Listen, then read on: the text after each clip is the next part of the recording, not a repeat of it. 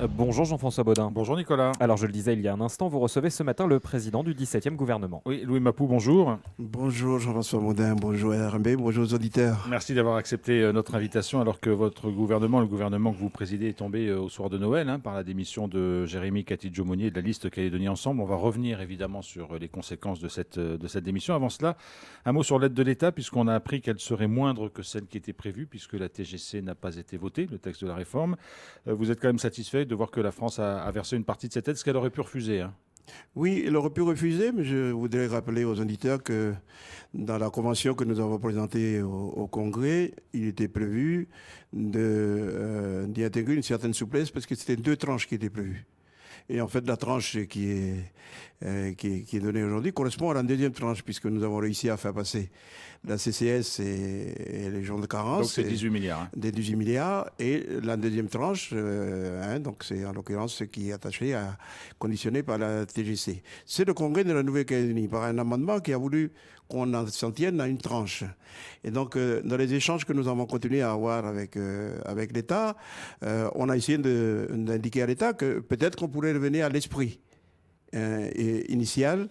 Et donc, ils m'ont indiqué, et la lettre qui l'accompagne est arrivée, ils m'ont indiqué que ça pourrait se faire. Donc, on attend dans les prochaines heures la possibilité de signer un avenant à la Convention. Mais les 9 milliards, j'ai envie de dire, personne ne pensait que l'État n'allait pas nous les donner. Je rappellerai que sur la Convention de 2023, nous avons 1,3 milliard que nous n'avons pas touché. Pour une raison très simple, c'est que nous n'avons pas honoré la dernière condition, qui était le vote du RUAM au Congrès, qui a donc fait l'objet d'une deuxième lecture déposé par Virginie Ruffnac, qui est porté par... Et donc là, on avait indiqué, attention, on a déjà vécu ça une fois, personne n'y pensait, parce que tout le monde considérait que le contexte de la Nouvelle-Calédonie ferait que, on y est. Alors ces 9 milliards, ils devaient servir à quoi en fait, c'est 30%. 30% de la dotation globale qui était prévue. Il devait servir encore aux collectivités, il devait servir aussi au RUAM, il devait servir aussi au réseau électrique et à d'autres organismes. Donc c'est 30% en moins. C'est ce qui est déjà prévu. Alors, si ce texte sur la TGC n'a pas été voté, c'est parce que, notamment, les élus indépendantistes n'ont pas siégé au Congrès suite à la démission du gouvernement. C'est-à-dire qu'il y a une crise politique. Est-ce que ça va pénaliser les Calédoniens, in fine, parce que c'est eux qui vont être pénalisés à la fin? Moi, ce que je regrette surtout, c'est que la démission du gouvernement soit tombée le 24 au soir. Pour d'autres, bien sûr, que j'ai déjà évoqué par ailleurs, mais je trouve que d'avoir introduit cet élément dans le débat que nous étions en train de faire autour d'une TGC qui faisait déjà problème et sur lequel nous avons réussi à trouver un consensus avec la plupart des groupes du Congrès. Je trouve que c'est dommage. Donc, la partie politique s'est incrustée dans ce débat-là. Inévitablement, il fallait s'y attendre à une réaction. Donc, il faudra se ressaisir. Vous comprenez les membres de l'Unipalica qui disent on ne siège pas en réaction à ce qui s'est passé au gouvernement? Oui, moi, je trouve que le procédé qui a été utilisé est complètement inapproprié. Demander à un membre d'un gouvernement, alors que nous n'avons pas de problème au gouvernement, et de démissionner contre les 10 copains qui gèrent avec lui tous les jours, je trouve que c'est fort de café, je l'ai déjà dit. La deuxième chose, c'est que les raisons qui sont évoquées aujourd'hui concernent la relation entre le Congrès de la Nouvelle-Calédonie et le gouvernement. Je dis chiche. Et je l'ai déjà dit au Congrès dans le débat sur la DM6. Vous avez à votre disposition les moyens de nous sanctionner et la motion de censure. Mais d'où vient ce problème entre le Congrès et le gouvernement ou ce problème entre Philippe Gomes et Louis Mapou? Parce qu'on a l'impression qu'il y a des choses qui sont un peu personnalisées. Il y a deux choses, je l'ai dit, et c'est peut-être pas suffisamment explicite. Il y a un changement de méthode au Congrès. Jusque-là, toutes les crises, nous les avons gérées. Toutes les crises. C'est le gouvernement, en tant qu'exécutif, qui a piloté les crises. On a associé tout le monde. Les deux crises, que ce soit celui du nickel ou la sortie de crise liée aux événements de menace, le Congrès a voulu le prendre en charge directement. Moi, je dis simplement que dans l'esprit des institutions de la Nouvelle-Calédonie, ce n'est pas le rôle du Congrès. Donc, le Congrès a voulu le prendre en charge, a voulu imposer à l'ensemble des institutions de la Nouvelle-Calédonie une méthode de travail, des objectifs et une approche des problèmes qui dépassait largement le cadre de ce que nous avons l'habitude de faire. Et donc, c'est la première raison pour laquelle, forcément, ça ne pouvait pas aboutir. La deuxième raison, est-ce qu'il y a une raison personnelle qui ferait l'objet de cette espèce de persécution? J'ai envie de dire que... C'est comme ça que vous le vivez. C'est comme ça que je vis, parce que je lis en longueur de journée les communiqués, les analyses ou les discours qui sont faits par Calédonie. Je dis persécution parce que c'est toujours la même rengaine qui est évoquée. Peut-être. Mais bon, je n'appartiens pas au groupe de Calédonie Ensemble. J'appartiens à un groupe qui est resté stable, qui est Union nationale pour l'indépendance. Je constate que Calédonie Ensemble a perdu pied depuis certain temps. Aujourd'hui, ils en sont 2019. Donc, je peux comprendre. En politique, ça existe, ce que j'appelle, moi, que les uns et les autres vivent des frustrations profondes. Voilà. Donc, de quand vous faites dater est-ce que le changement de bureau du Congrès, le renouvellement du Congrès a joué un rôle? Mais bien sûr. Dès le renouvellement du Congrès, nous avons senti de la part de la présidente du Congrès une offensive vis-à-vis du gouvernement pour essayer d'impulser une nouvelle méthode au gouvernement, alors que nous n'étions pas demandeurs. Pourtant, il y avait eu pardonnez-moi, Lumapou, il y avait eu un précédent avec le pacte Nickel. C'est vous là qui aviez sollicité le Congrès, c'était la précédente majorité au Congrès, et le Congrès avait voté contre l'avis du gouvernement. Mais parce que c'est la procédure normale. C'est ce que j'ai encore indiqué.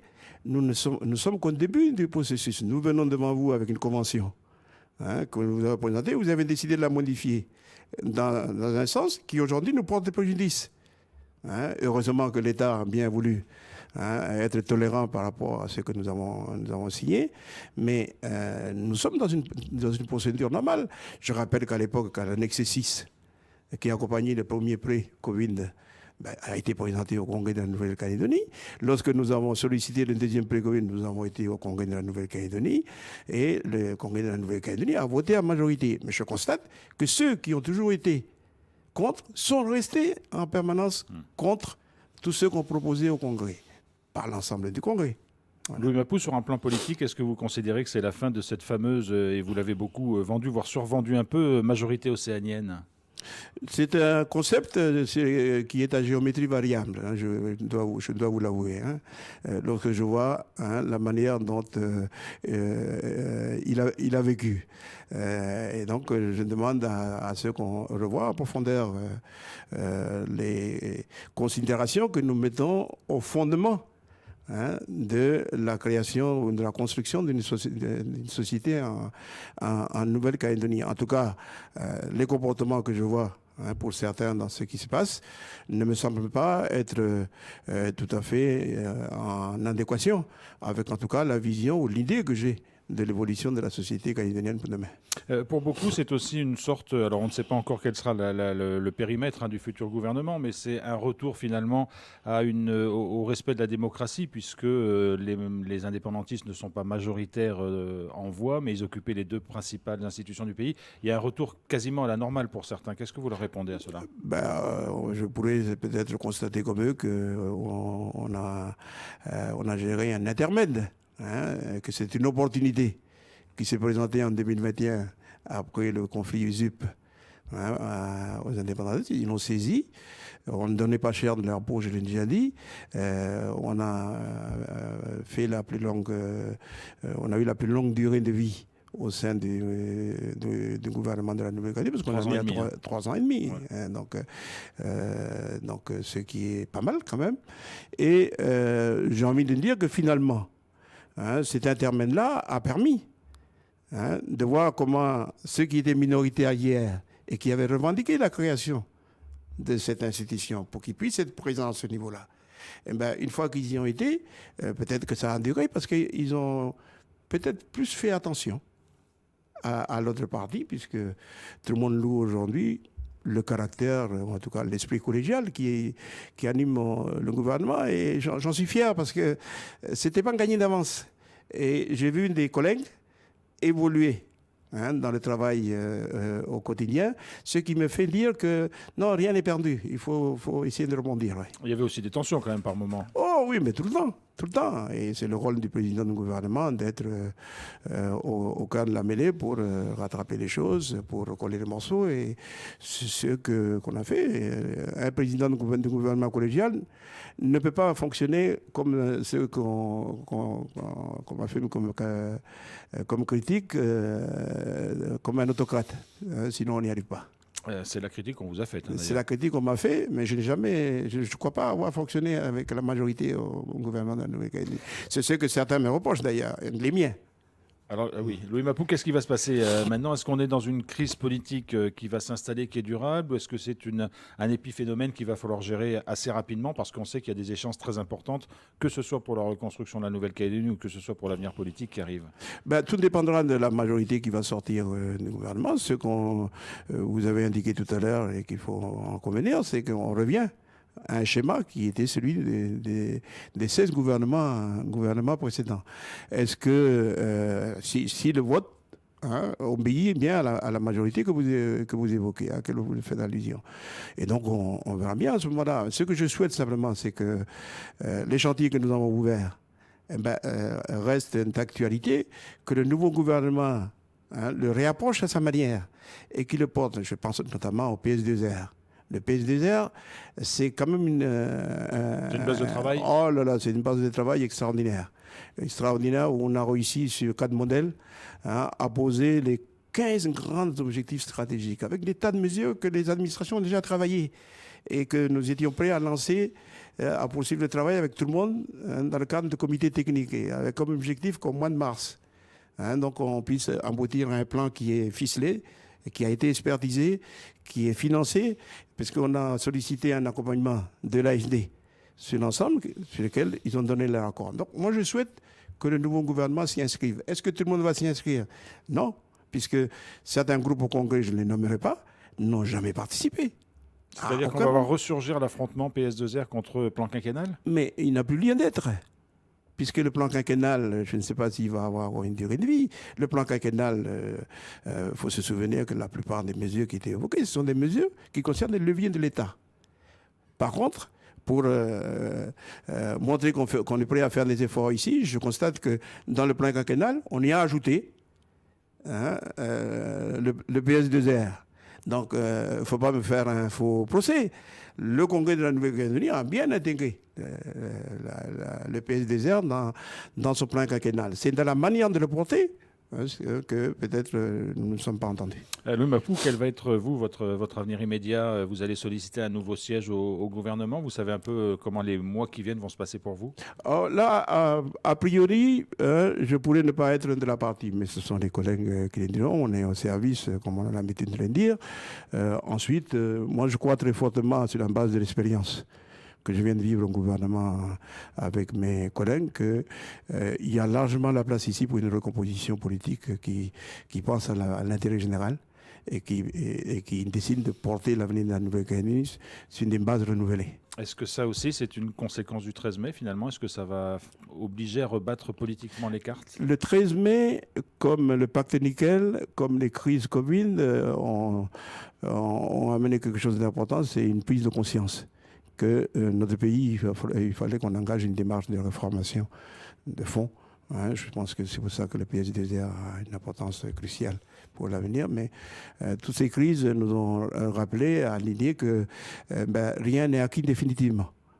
Et que les conditions dans lesquelles nous vivons aujourd'hui, que ce soit dans le contexte mondial, que ce soit l'évolution sociologique de la Nouvelle-Calédonie, que ce soit le développement que nous avons réussi à impulser, tout cela a des conséquences, a des impacts, donc il faut renouveler. Vous avez dit, lorsque vous êtes exprimé pour la première fois vendredi, que les causes du 13 mai étaient multiples, mais notamment, vous avez dit peut-être que les indépendantistes auraient dû partir plus tôt à la négociation et aux discussions. Est-ce qu'aujourd'hui, il y a vraiment besoin de s'asseoir tous et d'y aller? Je crois que j'ai distribué les points pour chacun. J'ai dit que l'État aurait dû s'y prendre autrement. Ça, vous avez distribué les points pour chacun, ouais. Mais vous n'avez pas oublié les vôtres. Oui, parce que quand on est en responsabilité, il faut le dire. Moi, je considère qu'on s'est plutôt mal débrouillé.